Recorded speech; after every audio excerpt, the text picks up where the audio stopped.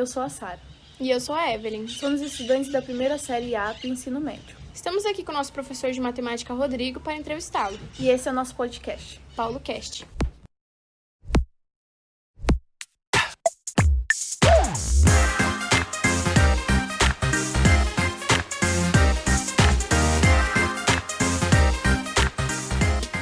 Olá, professor, tudo bem? Gostaríamos de saber um pouco sobre o senhor e a sua formação. Olá, Sara. Olá, Evelyn. Para mim é uma grande honra participar desse podcast, o Paulo Cast. E eu tenho que contar para vocês que eu estudei também aqui na Paulo Delício. Toda a minha formação básica foi aqui. A hora que eu terminei a terceira série do ensino médio, eu prestei um vestibular em Avaré, na FIRA, Faculdades Integradas Regionais de Avaré, e comecei o curso de matemática. Quando eu me formei, no ano em que me formei, em 2004, eu já comecei uma pós-graduação lá na USC, Universidade do Sagrado Coração, uma pós que se chamava Novas Dimensões da Prática Educativa de Matemática. Logo depois eu fiz uma outra pós pela Rede For, na Unicamp, e agora, por último, eu fiz uma pós-graduação em docência superior em Avaré mesmo. E essa foi a minha formação até o momento. Trabalhei em diversos lugares, mas isso a gente vai conversando ao longo do podcast. Nossa, professor, uma curiosidade que eu sempre tive é como o senhor prepara suas aulas. Então, Sara, é um negócio bem curioso, porque o que a gente vai aprendendo com o tempo, vai ganhando experiência e a gente vai entendendo um pouco mais como vocês, jovens, interagem, o que traz interesse para vocês. Quando eu comecei era totalmente diferente disso aqui, até tem um fato cômico, minha primeira aula que eu entrei numa Fundação Casa, né, para dar aula, era sobre função exponencial, que na verdade nem era, eu nem tava com aquele assunto, né? Eu olhei lá na grade curricular, falei, bom, já deve ter aprendido isso, vou direto para função exponencial. E eu preparei uma aula, imaginando comigo que ia ser a melhor aula da minha vida. Comecei a dar essa aula, todo mundo quietinho, e eu explicava lá na frente, todo mundo em silêncio. Eu pensei, nossa, tô arrasando, essa aula tá dando super certo. A hora que eu comecei a fazer as perguntas, no finalzinho da aula, para ver como é que eles tinham entendido, meu Deus do céu, aquele silêncio de início continuou. Ninguém tinha entendido nada do que eu falei para as paredes, né? E eu tava ali feliz da vida, todo mundo tava quieto. E eles estavam quietos não porque estavam entendendo, pelo contrário, eles estavam quietos porque estavam achando, professor louco, pulando lá na frente, desenhando, puxando, né? E era uma coisa que não tinha nada a ver para eles. Aí eu voltei para casa frustrado, fiquei pensando, nossa, como é que eu vou chamar a atenção dos alunos, como é que eu vou... E a gente vai aprendendo, a gente vai estudando, a gente vai buscando. Hoje em dia eu busco em diversos sites, YouTube, jogos, games, e percebi que a gamificação é um negócio bem legal, porque vocês gostam de tecnologia. Então sempre que a gente entra nessa área de interagir com vocês, vocês constroem muito, funciona muito. Quando você vai começar a lecionar numa turma, você primeiro tem que conhecer a turma e saber quais são as dificuldades, quais são as facilidades, para você conseguir conversar com a turma de um jeito que todo mundo consiga compreender. Às vezes, você prepara a aula num nível que você vai conversar com uma faculdade, né? Mas ali naquela sala não daria certo aquilo ali. Ninguém vai entender nada, vai ficar todo mundo boiando com cara de ué, né? Então eu acho que a grande sensação do negócio é uma fala que Polya tinha, Jorge Polya, foi um grande educador e ele tinha os mandamentos, os 10 mandamentos do bom professor de matemática, e um deles é ler o semblante do estudante. Então você olhar para a sala e você perceber, olha, isso aqui eles estão entendendo, isso aqui eles boiaram, vão voltar, vão consertar porque não deu certo. Eu acho que essa é a chave, a gente tá interagindo, porque educação é isso, é relação humana, é você interagir. Tem muitas coisas que vocês me ensinam, né? E eu vou toda hora tentando achar um caminho para conversar legal com vocês. Eu acredito que cada turma que você tem, você acaba ensinando de uma forma diferente, porque como são diversidade de idades, às vezes uma turma gosta mais quando você passa jogos, gosta mais quando você desenha. Eu acredito que é conhecendo os seus alunos que você dá o melhor método de ensino, né? Exatamente, e é curioso porque a gente às vezes pega turmas semelhantes, por exemplo, pega o segundo A, segundo B, terceiro A, terceiro B, terceiro C, né? E fico pensando, olha, prepara uma aula uma vez só e dá para os 3. E não dá, não funciona. Aqui eu tenho 2 turmas muito distintas, por exemplo, que é o segundo A com o segundo B. As coisas que funcionam em um não funcionam em outro. né? Então é o que você falou, a gente tem que conhecer os alunos e conhecendo o jeitão da sala, a gente começa a preparar a aula no que realmente vai impactar, porque a gente aprende por dois motivos, ou por necessidade ou por interesse. Na fase que vocês estão, ainda não é por necessidade, porque vocês ainda não estão no mercado de trabalho, ainda não estão nessa correria, né? Vocês têm que aprender por interesse. Então a gente tem que dar um jeito de puxar esse interesse de vocês, de tornar algo interessante. Teve um professor, o Dr. José Nilson Machado, que ele falou: eu nunca tive aluno desinteressado na minha aula, porém, eles podiam não estar interessados no que eu estava falando. Eles tinham o interesse deles, cada um tem o seu interesse, né? Um está interessado em namorar, o outro está interessado no celular, o outro está interessado... Cada um tem o seu interesse. Qual o desafio do professor hoje? Trazer esse interesse para o que ele está ensinando. Tentar fazer os alunos se entreter com a aula, né? E não ser algo obrigado, ser algo que eles se divertem, eles gostam de entender o seu assunto, né? Sim, eu concordo com isso, porque eu tive um professor no passado que era interessante o jeito que ele aprendia. Ele era que nem você, professor, porque naquela época não tinha, tipo, televisão em sala, porque era antes da pandemia e tal. E ele ensinava fazendo desenhos, ele ensinava fazendo brincadeiras, puxando conversa com os alunos, indo de mesa em mesa perguntando qual era a dúvida, isso e aquilo. E eu aprendi muito, até porque no início do ano eu fiz uma prova e eu tirei uma nota muito baixa. E no meio do ano ele passou a mesma prova, só que com perguntas diferentes, matéria diferente, e eu tirei a nota mais alta. Tipo, eu consegui aprender por causa da forma que ele explicava, o jeito que ele fazia, tudo. E isso é uma forma interessante de aprendizagem. Exatamente, a formação do professor se dá nisso, em conhecimento técnico, conhecimento da sua disciplina e metodologia. Essas duas partes têm que caminhar sempre juntas, né? Se ele tiver só conhecimento, ele vai falar algo, vocês não vão entender, né? Vai ser aquela aula que vai ser uma aula científica, vai ter só conhecimento científico na lousa, não vai ter aprendizagem, né? Da mesma forma, metodologia. Se ele só jogar por jogar também, a aprendizagem não acontece. Então tem que ter a união das duas coisas, né? A partir do momento que ele tem metodologia e conhecimento, junta essas duas coisas e começa a montar aulas que vão de encontro. E outra coisa interessante, o professor tem que ser parecido com aquela música do Raul Seixas, Metamorfose Ambulante, né? Eu prefiro ser essa metamorfose ambulante do que ter aquela velha opinião formada sobre tudo. Eu preciso a todo momento estar pronto, preparado para mudar. Durante a pandemia, eu mudei meu jeito da aula pelo menos umas 15 vezes. E continuo mudando. Antes de ontem mesmo eu comprei aquele site que cria jogos que nós jogamos do Halloween ontem, né? Então a todo momento a gente está aprendendo, está buscando coisas novas, está se transformando e estamos percebendo onde nós ainda estamos falhando. Sim, eu concordo, porque tipo, uma matéria que assim, eu demorei muito para aprender foi regra de 3. Todas as fases da matéria. Desde a regra de 3 simples até a regra de 3 de todas. Direta, inversa. Porque, tipo, o meu professor que eu tive vários professores diferentes, cada um explicava de uma forma, e um desses professores não explicava de forma certa, que eu conseguia entender, minha mente avançava, só que chegava em outro professor de outra série, minha mente decaía por causa disso, porque ele não explicava da forma que o outro professor explicava, e isso interferia na minha aprendizagem. E é muito interessante porque cada um aprende de um jeito, né? Alguns aprendem registrando, tem que colocar no papel aquilo lá. Outros aprendem jogando, outros aprendem olhando. Tem aqueles que não colocam nada no caderno, eles ficam olhando para a lousa e falam, dá tanto, né? Cada um aprende de um jeito. O desafio hoje tá que vocês estão na era da informação. Toda e qualquer informação que você queira tem na internet, você consegue buscar, você vai encontrar, né? Qual o desafio? Transformar isso em conhecimento. Então, o professor, por que a gente diversifica a nossa metodologia? Por que tem hora que eu tô na lousa, tem hora que eu tô na televisão, tem hora que eu tô colocando atividade no caderno, tem hora que eu tô colocando questão em quiz game, tem hora que eu tô colocando joguinho no Word Wall, porque cada um aprende de um jeito.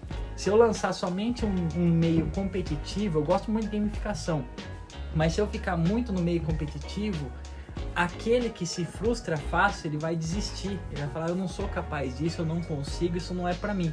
Então, por isso que a gente tem que sempre estar diversificando, para tentar sempre alcançar todos. Você faz essa diversidade para que cada um que tenha o seu forte, tanto seja jogo, tanto sendo anotando, olhando, para que cada um desses consiga entender e não se frustre, né? Exatamente.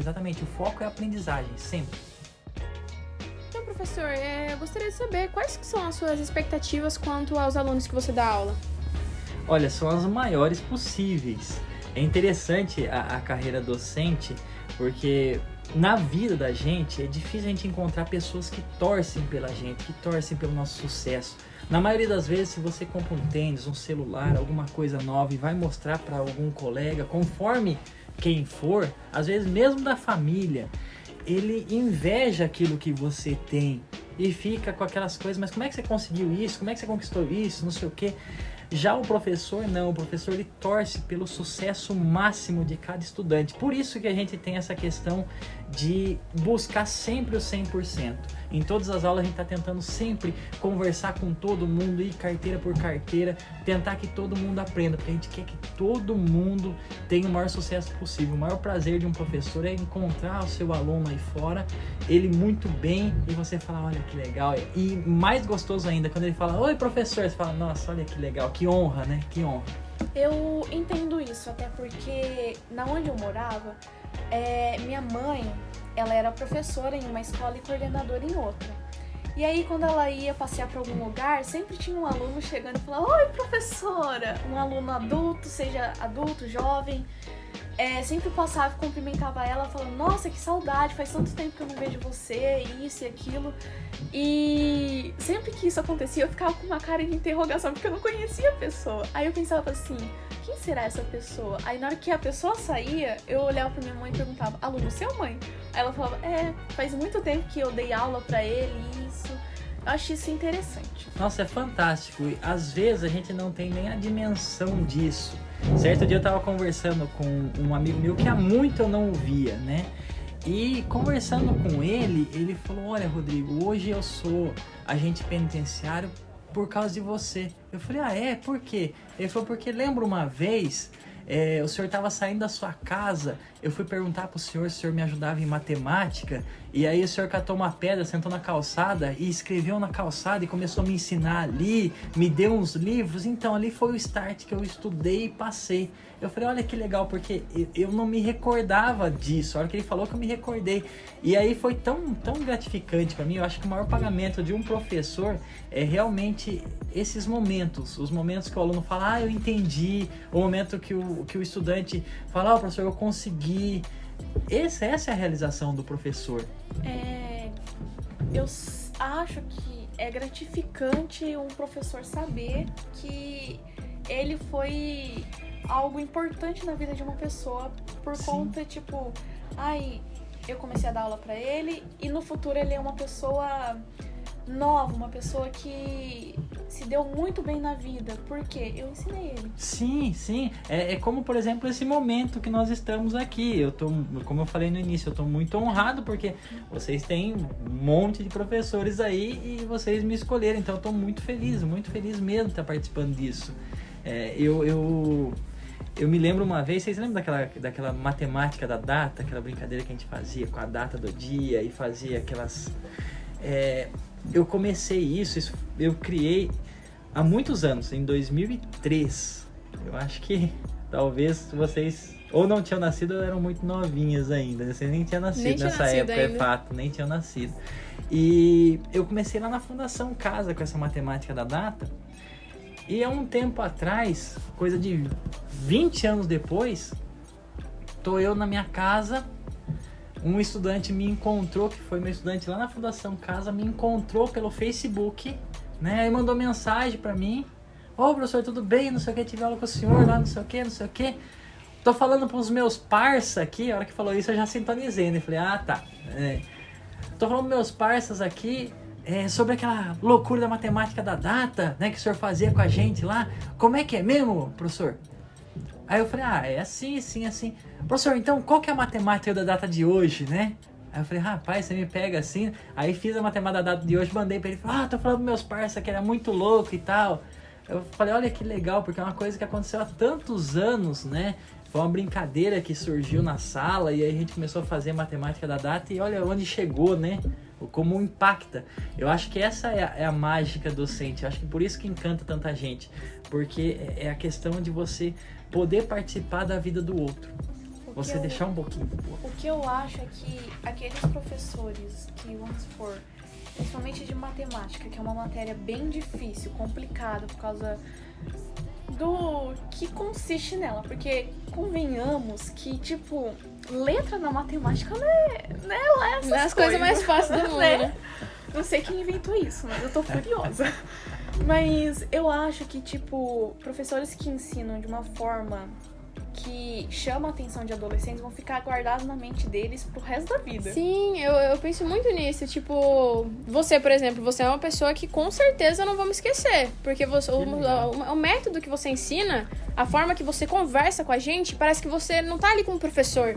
Parece que você tá como um amigo nosso lá. É, um amigo próximo que a gente tava num momento de dificuldade, chegou lá, você pode, por favor, me ensinar tal coisa? Realmente, eu nunca tive um professor que se compara a você. E isso eu não tô puxando saco, não. Muito obrigado. É, realmente, porque a forma que você ensina é como se um amigo meu tivesse ali me explicando. Acho isso super interessante.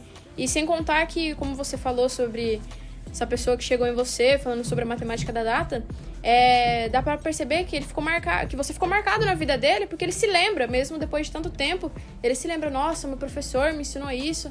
Acho que é super, você se sente especial com isso, né? Muito, muito, isso é fantástico, isso é uma coisa que é muito gratificante. Com relação à matemática ser difícil, vocês sabem que esse foi um grande propósito da humanidade há séculos atrás. Quando os filósofos eles começaram a praticar matemática, ou seja, comprovar cientificamente algo que eles estavam pensando, vocês podem perceber, todos os grandes filósofos da história, eles eram também matemáticos. E os grandes matemáticos eram também filósofos.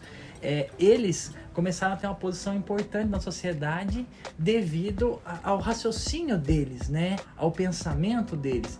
E eles gostavam de pôr isso como não é qualquer um que consegue chegar onde eu estou, né? Então eles falavam a matemática de uma forma muito difícil, muito científica, para que pessoas normais não entendessem mesmo, para eles serem tidos como inteligente. E por muitos anos ficou assim, você sabe matemática, então você é inteligente ou é louco, né? Por isso você gosta de matemática.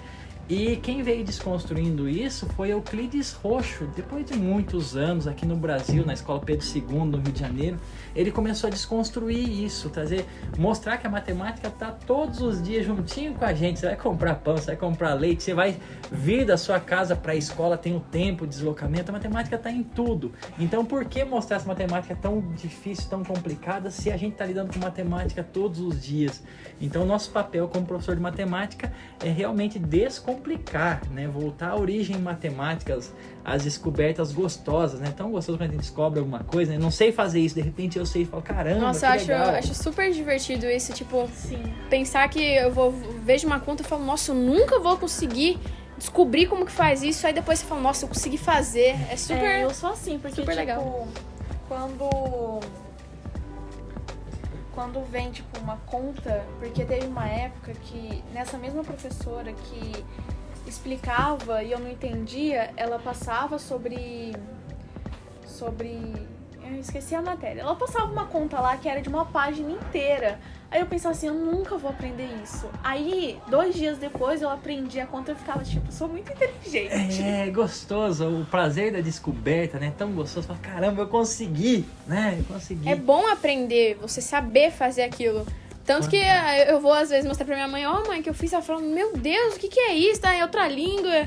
É muito legal. Minha mãe também faz isso, porque lá é muito complicado, porque meu irmão tem as aulas dele, né? Ele tá, eu acho que no 5º ano, no próximo ano ele vem pra cá. E quando ele passa atividade de matemática, minha mãe fica tipo, ai, o que eu faço da vida agora? E aí, isso complica. Aí, na hora que chega a tarefa de matemática, eu sumo de casa, porque eu não vou ajudar. Aí eu fico tipo, isso passou há muito tempo, eu não lembro de mais nada. Eu tô focada em outra coisa agora. Então, professor, a gente começou a falar sobre coisas boas de ser professor e tudo mais. Agora a gente queria saber como você se sente quando um aluno não te respeita e não te ouve. Olha, isso é bem complicado, né? Sabe que, como eu falei de início, tudo é um grande aprendizado. Tem vezes, assim, que você sente vontade de chorar, você sente até vontade de desistir, ir para outra área, fazer alguma outra coisa que não tenha esse contato humano, você fica com essas vontades às vezes. Só que com o tempo você vai aprendendo. Até eu estava conversando com o meu estagiário esses dias, que ele me perguntou, né? Por que com um aluno que agiu de um jeito, eu usei de uma metodologia, e com outro que também tinha agido de um jeito, eu usei outra metodologia. Eu estava explicando para ele que com o tempo a gente vai ganhando experiência, a gente começa a olhar lá na frente. Porque o que eu quero? O que eu quero é aprendizado. Então tem estudante que eu vou ter que chegar mais junto, vou ter que ser mais firme, realmente puxar e falar, olha, não faça isso, senta no seu lugar, ponto negativo, como a gente tem a tabela de ponto e tal, né? E pegar mais firme. E tem estudante que, conhecendo ele, você sabe que se você apertar, ele espana. E se ele espanar, ele não aprende. Então, você vai conseguindo dosar isso, né? Com um, você vai ser mais firme, mais duro, porque você sabe que ele não vai espanar. Que ele precisa daquilo para ter concentração. Com o outro, você já sabe que aquele espana. Então, aquele você busca outros meios e trazer ele para você, né? Mas a gente vai aprendendo. O que eu tô muito feliz nessa volta minha para a escola, porque como vocês sabem, né, eu passei 10 anos fora da sala de aula na diretoria de ensino, né? Retornei o ano passado para cá. É uma coisa muito gratificante para mim é que eu nunca tive, nesse período que eu voltei para cá, nenhum aluno que me respondeu. Nenhum aluno que eu falei, olha, senta, né? E ele bater de frente, falar, não vou fazer, você não manda em mim. Isso nunca aconteceu aqui, nunca tive problema nenhum com isso. Na verdade, no momento que eu começo a colocar os avisos na lousa, tudo já para, né? Já não tem mais esse problema, ele né? Já começa a quietar, porque ele sabe que você não vai dar não vai dar mole pra eles. Você pega no pé, tipo, você... É incrível que na hora que você entra na sala, todo mundo quer. Olha, é o Rodrigo, é o Rodrigo. Que legal. Você passa aquele ar que, se vocês fizerem alguma coisa, eu vou anotar seu nome na lousa. Na hora que você ele chega, faz já parecer fica, tipo, tudo legal. sentadinha, de pé, como se tivesse alguém em cima de mim olhando. Aí eu fico tipo... É o professor Rodrigo, a gente vai aprender um monte de coisa hoje. E você não é aquele professor que a gente, dá um ponto negativo pra mim, não vou fazer mais nada na aula dele. Porque a maioria do povo da nossa sala às vezes toma uns pontinhos e eles não ficam assim, tipo, nossa, me deu ponto negativo. Eles ficam mais gosto dele. a tirar esse ponto. Eles não ficam tristes, não ficam bravos por você ter dado ponto negativo. Eles só aprendem a prestar mais atenção, né? Eu acho muito divertido isso. Isso é legal, isso surgiu realmente de uma... Ó, como cada professor tem um jeitão, né? Cada um tem um perfil. Isso surgiu porque eu não sei se isso influencia ou não, mas eu sou de Gêmeos, então ou eu tô muito calmo ou eu tô muito estressado, né? E eu tenho muita preocupação em acabar estourando em sala de aula. Então, eu sempre tive dificuldade em chamar atenção. Essa era uma grande dificuldade minha no início, quando eu comecei a lecionar. Porque ou eu ficava desse jeito, pô, por favor, senta aí, ou não sei o que, por favor. Ou eu já estourava, já metia a mão na mesa, falava, ô, você não tem vergonha na cara, né? Eu tinha o 8 ou 80, dependendo de como eu tava naquele dia. E aí eu percebi que isso não é legal, isso não é uma coisa que funciona bem com um estudante do ensino médio. Porque às vezes você também tá numa pilha e às vezes, né, a gente chegar assim não vai dar certo. Aí eu comecei a pensar, puxa, como é que eu vou arrumar um jeito de que eles prestem atenção na minha aula, né, sem eu precisar ficar chamando atenção. Porque olha que interessante, a gente reproduz muito do que a gente vivenciou. E eu, na época que eu estudei, realmente o professor dava uns berros, gritava, catava giz, jogava na gente o giz, né, pra gente prestar atenção, tinha essas coisas assim. E eu achava que aquele era o jeito, né. Daí eu percebi, depois de alguns embates, que não dava para ser daquele jeito, então vou ter que mudar. Aí eu comecei realmente a fazer uma avaliação. Eu assisti um filme eu não lembro agora o nome, mas é de um professor que chega na periferia e lá ninguém quer nada com nada, porque eles acham que eles não aprendem. O professor fala, vocês vão começar comigo com 10, né? E aí depende de vocês manter esse 10, e aí conforme o aluno ia indo e tal. E eu pensei, puxa, isso é legal, eu acho que o professor tem que ser assim, uma esponja, né? Tudo quanto é coisa que ele vê, assim, ele sugar pra si, pra aproveitar em aula. E aí eu falei, eu vou levar isso pra aula. E comecei, né? Falei, pessoal, vocês vão começar com 10 comigo. Depende de vocês manter, né? Aí quando eu tinha que chamar atenção, eu tinha uma tabelinha impressa, eu ia fazendo manualmente ali e tal. E isso foi dando resultado, né? Levei isso até pra escola particular que eu dei aula. Falei, não, legal, isso que funciona. E aí, quando veio toda essa tecnologia, né, na pandemia, eu tornei isso online e achei muito legal esse negócio de vocês verem os pontos que vocês estão, verem a barrinha, se está crescendo, está diminuindo e tal. E a gente vai adaptando. Vocês podem ver que esse negócio do aviso surgiu agora no segundo semestre. Porque, às vezes, eu não quero chamar atenção ali naquele momento, né? Mas às vezes me atrapalha. E aí, se eu vou direto pro ponto, às vezes o outro já falou antes e fica injusto. Então, Sim. o aviso torna mais justo a questão. Eu já Com te certeza. avisei, você já tá sabendo, no próximo é ponto. São coisas que a gente vai adequando. Mas isso funciona conforme cada um. Cada um tem um jeito. Tem professor que fala, psiu, e a sala para, né? Cada um vai indo num jeitão, mas é legal, é um negócio que funcionou bem. Então, na origem da pergunta, realmente, a gente se entristece sim, quando gera alguns embates, a gente fica triste, sim, sem dúvida nenhuma, mas graças a Deus aqui nessa escola eu nunca tive problema. Eu te entendo, professor, sobre a escolha de ser calmo em sala de aula ou explosivo, porque eu sou assim. Nossa, E olha que legal, isso é um ponto muito importante, a questão de rotina. Uma vez eu aprendi que o ser humano ele precisa de rotina, né? Quando ele não encontra uma rotina, ele acaba se frustrando, se sentindo inútil, ele tem N pontos psicológicos que atinge isso. E é verdade, né? Eu comecei de um jeito, vocês podem ver, eu sempre chego na sala, a gente sempre vai ter matéria, a gente sempre vai ter assunto para aprender, né?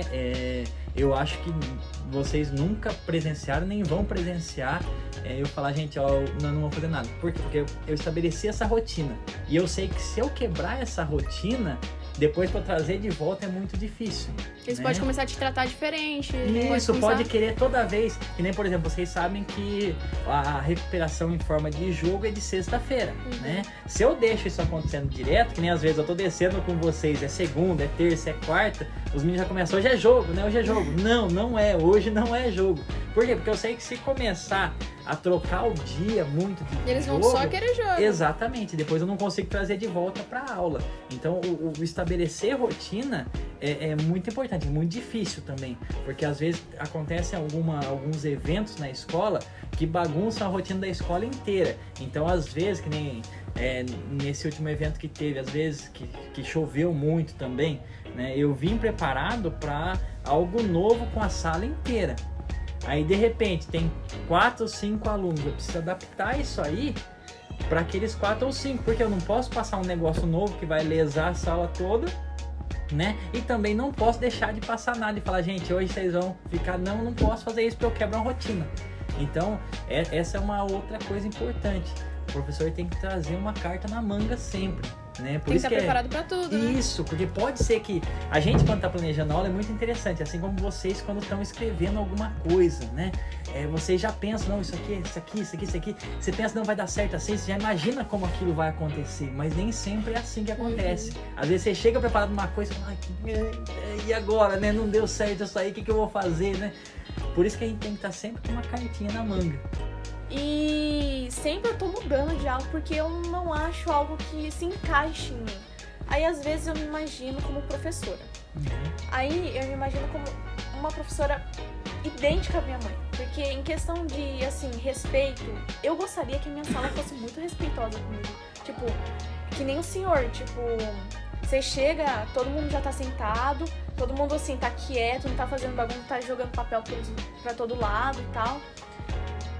Eu me imagino na frente da lousa passando matéria e eles copiando, não tipo uma baderna. Eu me imagino assim. Busque uma área. É interessante que se você tem uma frase que diz assim, se você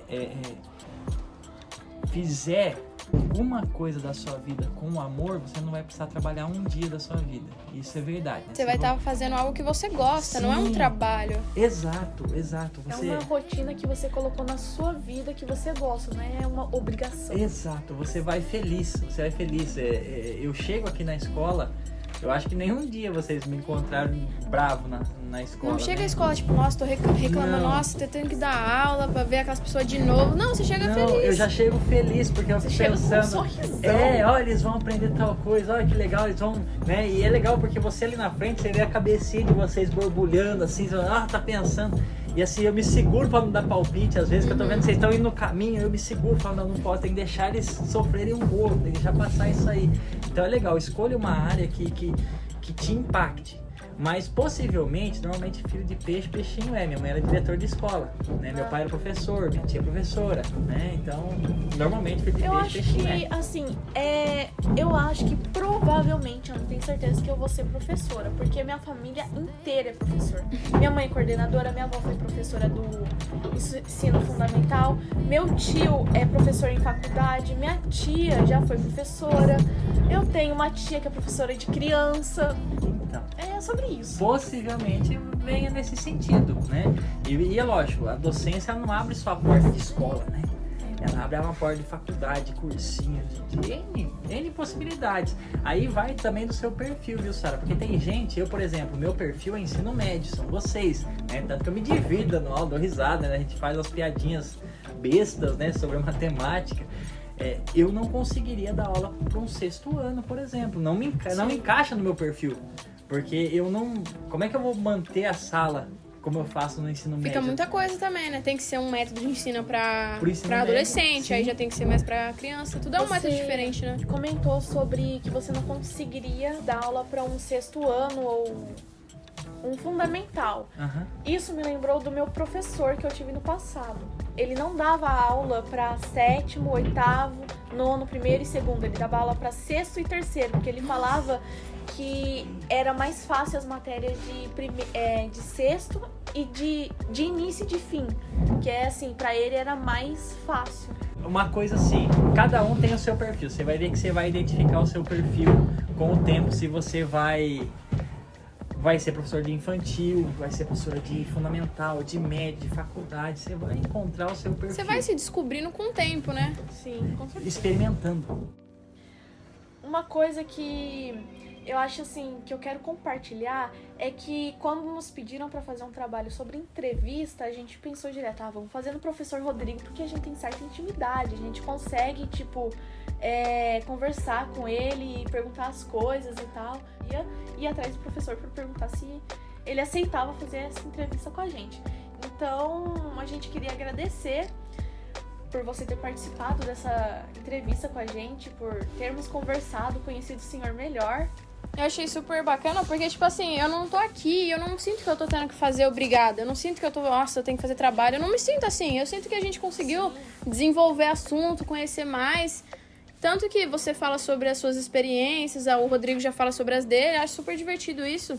Muito obrigada por você ter participado no Paulo Cast, né? E é isso, professor, agradeço muito. Olha, meninas, eu tenho que dizer que eu é quem estou honrado e muito agradecido, sabe? Eu sou bastante emotivo, então por diversas vezes eu tive que pensar em outra coisa para não me emocionar aqui durante o podcast. Eu tenho que agradecer muito porque são alunos, são estudantes como vocês que fazem assim a gente sair daqui feliz, querendo mais, querendo buscar mais, querendo trazer novas coisas, né? Vocês são a nossa energia, né? Então, muito obrigado de coração mesmo por esse momento. Foi maravilhoso, foi fantástico. Agora quem tá ficando emotivo sou eu. Dá vontade de chorar. Ai, gente. É isso, galera. Muito obrigada por tudo.